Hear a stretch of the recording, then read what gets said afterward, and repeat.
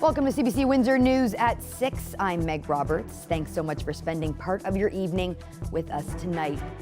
Council takes another look at the Housing Accelerator Fund today, deciding to submit an application to the federal government for funding that does not follow the government's demands. Plus, the public got their say on the city's proposed budget today. We break down what some of the concerns are, and the Lions are going to the NFC Championships on their quest to, I can't believe I'm saying this, get to the Super Bowl. The City of Windsor is going ahead with its application for millions of dollars of federal housing funding, despite that application not following the federal government's demands. The feds are asking municipalities who submit to allow fourplexes everywhere in the city. Council has decided it will allow fourplexes on some residential lots, but not all, solidifying that decision at its budget meeting today. Let me say that leadership is on full display here. And I think that the way I see the vote lining up, leadership is about making sure that you're not letting money sway you into making a bad decision. Councillor Kieran McKenzie said people in Ottawa may be scratching their heads. Maybe they are. But I sure hope the people in Windsor know that we have their back, that we're going to give them certainty, that we appreciate that your largest investment for the most part is your house, your real estate that you own, and that you value the quality of life and the characteristics of your neighborhood. The mayor made those comments before council voted on applying to the Housing Accelerator Fund that could provide up to $70 million in funding for Windsor. Ottawa says an application has the best chance if it permits development of fourplexes as a right in any residential area, but council members voted 8-3 to apply for the fund without changing Windsor's zoning bylaws. According to Dilkins, housing targets can be met while limiting fourplexes to certain areas.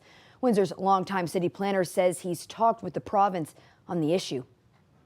Well, it was very interesting because on Friday last, I was in meetings with Premier's office on just this topic. So we were up in York, and what they were asking for was a lot of flexibility on getting the HAF funding approved, because all sorts of options on the table, really important.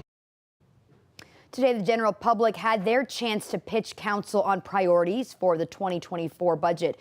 The proposed budget includes a 3.9% tax hike. The CBC's Chris Ensing joins me now live. Chris, you were at City Hall today for these talks. What are people asking for?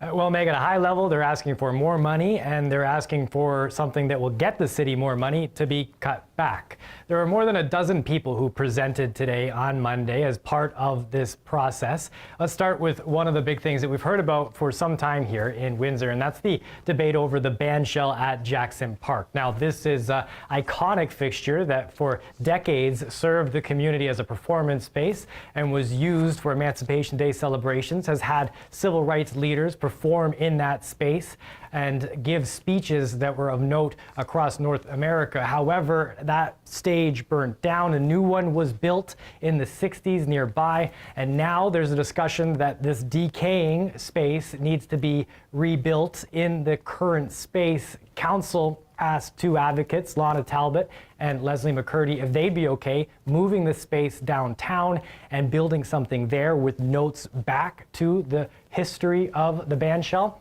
Here's what they said. It would be a cheap trade-off. It would still make people feel like, oh, we weren't that important. For us, for many of us in the Black community, getting rid of that bandshell would just be another indication of how we are erased from our history. So it serves a dual purpose of giving tribute to the emancipation and the Black community's history in that park there, and it provides another possible venue where people in the city could perform. Now, another presentation made came from members of the Iris House. This is an institution that's operated in Windsor for years. They look after about 67 people right now, and these are people who are experiencing persistent, serious mental illness needs. They say that they're on the brink of closure because the province has frozen funding. Now, they did receive an increase last year in the budget process, and the way this works out is a little complicated. So the province gives money to the city, which then allocates it to institutions.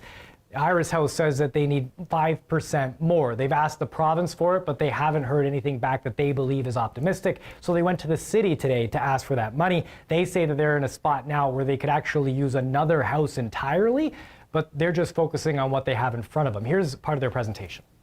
What is not helpful is trying to figure out your budget and you don't know what the heck is going to happen this year.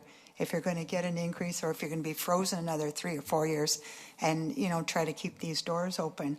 These are 67 very, very vulnerable, probably the most vulnerable people in Windsor, apart from people with severe brain injuries, that are not capable of caring for themselves. And frankly, a lot of the service providers do not want to provide service to our people because they're very difficult to serve. And yet they have a home, they have each other, and they're doing very well. And finally here, Meg, one of those presentations that Council heard about was about paid parking and the time increase that's been proposed yet again this year. Right now, you can park after 6 o'clock at city meters for free. City wants to, in this budget, extend those hours to 9 p.m. It would, all told, after the revenue they expect and the costs of enforcement and collection, bring in about $400,000. But today, Council members heard from businesses who have spoken to the Downtown Windsor Business Improvement Association that say that this isn't what that area of town needs right now. They're trying to attract a critical mass of people so that people start reactivating the downtown core. They say that this would be a barrier, and it's not something that those businesses want at this time. Chris, what happens next here? Are those things going to happen? Yeah, it's hard to say. So this budget process is a little bit different than what they've done before. Now that these people have had their chance to pitch council on this, you can continue to do it. They have to make a decision eventually. But the next opportunity for the public to sort of interact with this process will be next Monday. That's when staff are going to be asked questions about the budget, about certain items that are inside of there, program increases, cuts, to decide what should move forward. And then council will have a debate over what will be in that final budget. We should say a lot of this involves extra spending, and we're hearing this at a time when the mayor and city staff have said that 3.9% tax hike was an extremely challenging figure to get down to. And it also comes as city staff warn council that after years of fiscal restraint and inflationary pressures, balancing the budget without a tax hike or a severe impact to services is getting next to impossible. This all has to be sorted out before the end of the first week of February. Meg? Thanks so much for that, Chris. That's the CBC's Chris Ensing reporting live. A Windsor police officer has pleaded guilty to 2 charges under the Police Services Act. One of them involves treating his female co-workers in an inappropriate way. During a hearing today, Sergeant Steve Guazin admitted to making unwanted physical contact toward lower-ranking female co-workers. 43-year-old also said he made inappropriate comments at work via text message and on social media to those women. This happened between April 2020 and February of last year. Guazin also admitted to accessing police databases for personal use by searching the names of family members, co-workers, their spouses, and former Windsor police employees. The lawyer representing the Windsor Police Services says things like this erode public trust in police. Guazin made an emotional apology during the hearing, saying he's truly sorry, has become a better person, and learned a lot. Prior to this, there was no formal discipline against the veteran officer with 21 years experience. Guazin has been demoted and won't automatically regain his sergeant rank. He will spend the next 4 years at different levels of the constable rank. He's also being mandated to take harassment training within 3 months. Police in Essex County are investigating a homicide that happened in Bell River over the weekend. Officers responded to a call on Filaria Street on Saturday just before 10:30 a.m. Police say one person was found with serious injuries, taken to hospital, and later pronounced dead. One person has already been arrested, and officials say there is no threat to public safety.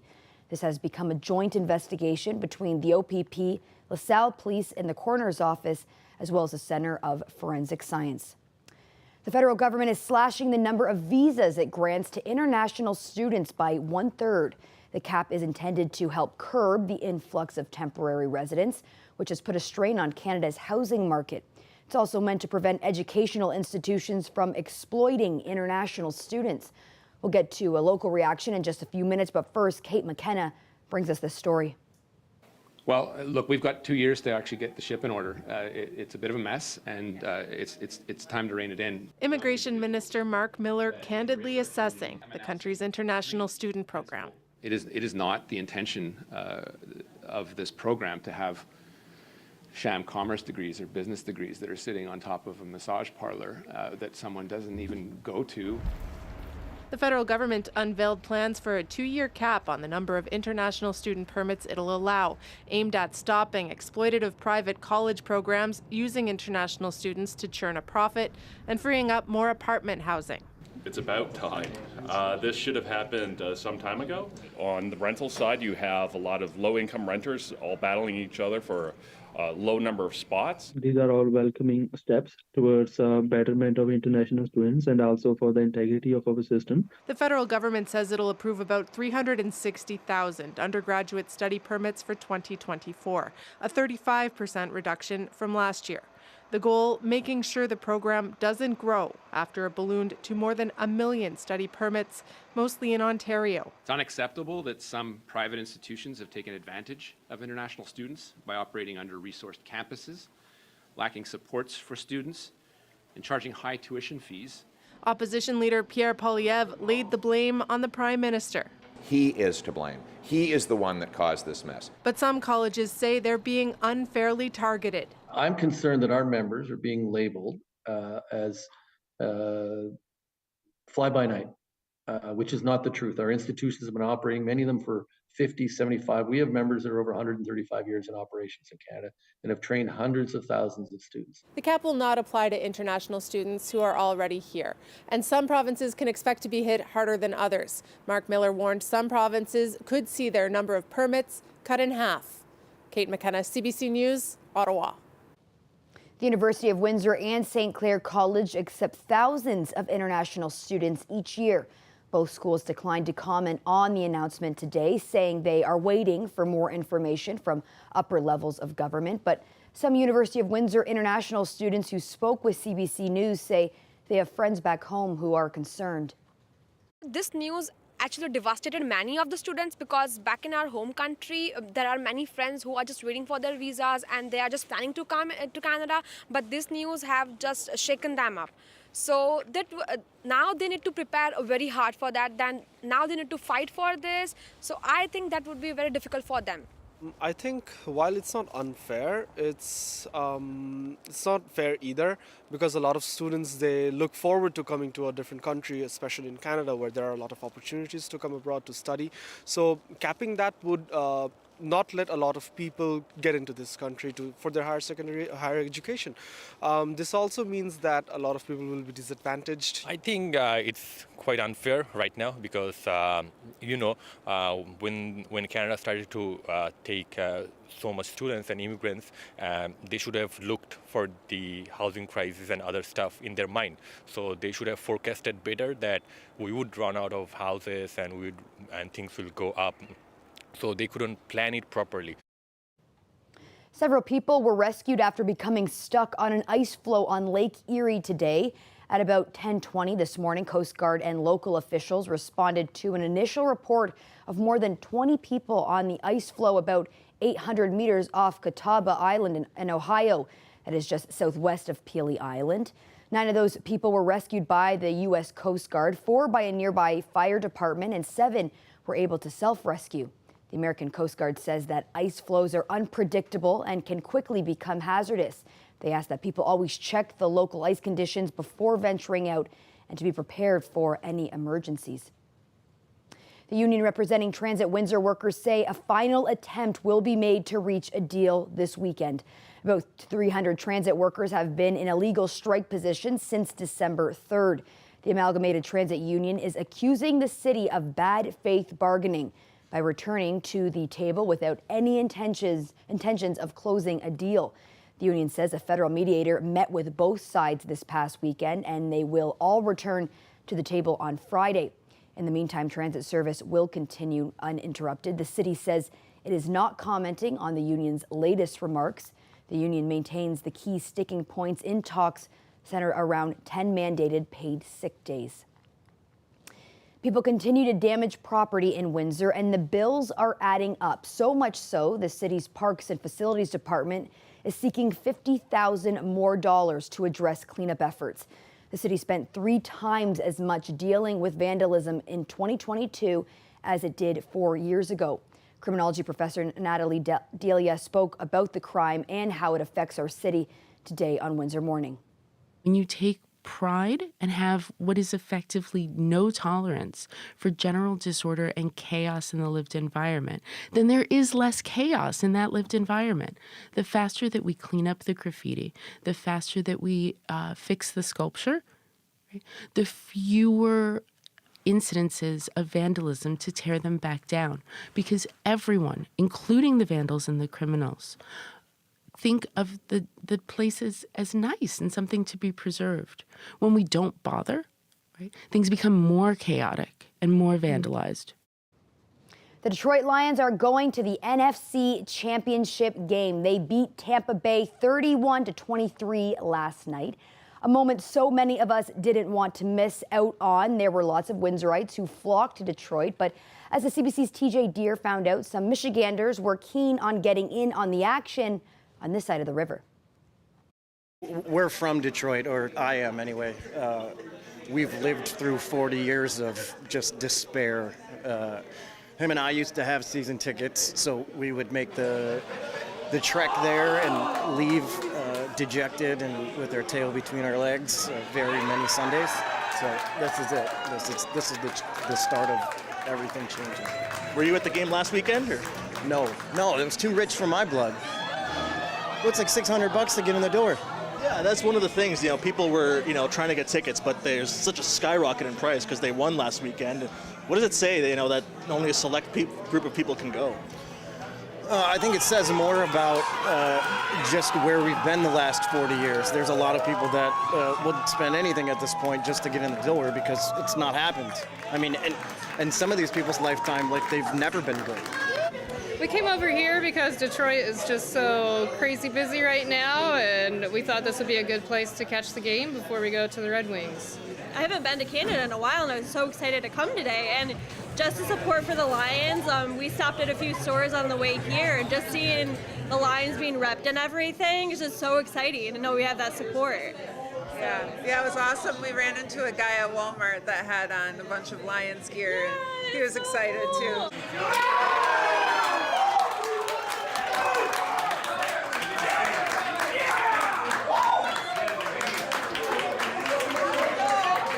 How awesome is this? It's unbelievable. We've been waiting for this all our lives.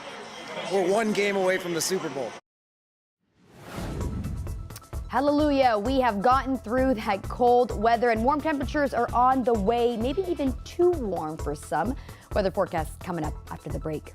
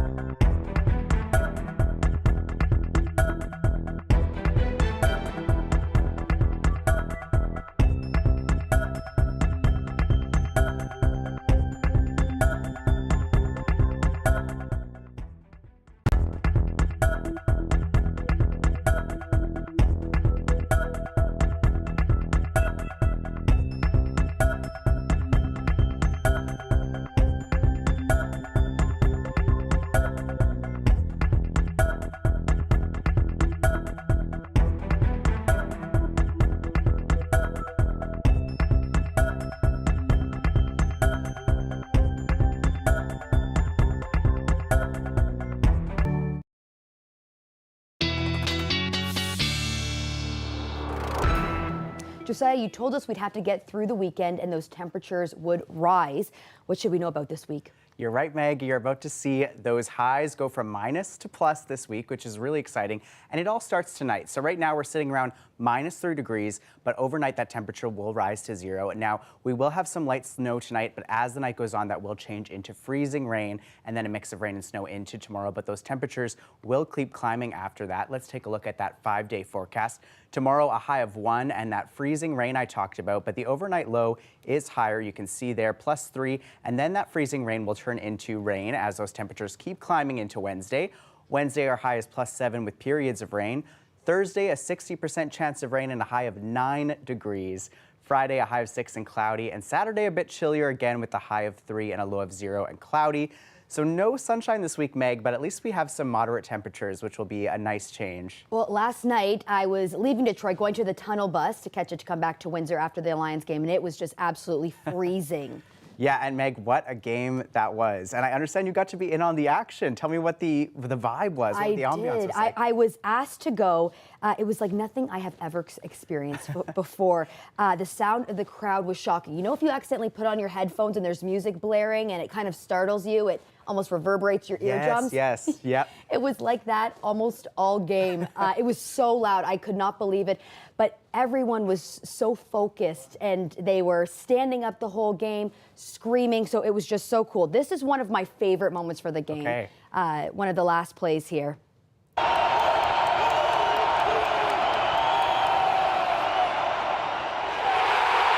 Oh, that cheering. It's that cheering. It's like being back there. Derek Barnes with that game-clinching interception. I honestly thought the roof was going to blow off the place. People went absolutely wild during this moment. So people just overjoyed. Yeah, and Meg, I actually watched it at a living room here in Windsor. I have to say, the moment was just as exciting, probably not as loud. And one of my favorite moments was that driving touchdown by Gibbs, like amazing, 31 yards, just so exciting. And the cool thing about the broadcast is that there were drone shots of Windsor. So I caught my apartment, I caught CBC Windsor, and it was really fun to watch as well. I'm excited for next weekend. That's one of my favorite things to watch while we do watch on television is getting the glimpse of Windsor. Thanks so much for that, Thank you, Josiah. Meg. We got more coming up. Stay tuned.